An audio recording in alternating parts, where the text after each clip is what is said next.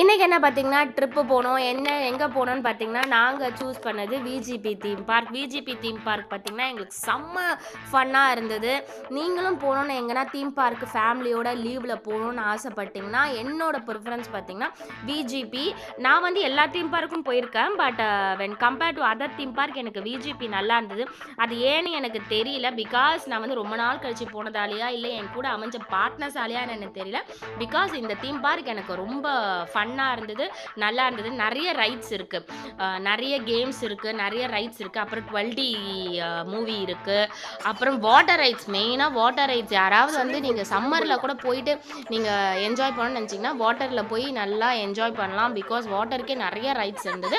நான் உங்களுக்கு ப்ரிஃபர் பண்றது வாட்டர் ரைட்ஸ் அண்ட் தென் நெறைய ரைட்ஸ் இருக்க விஜிபி தான்.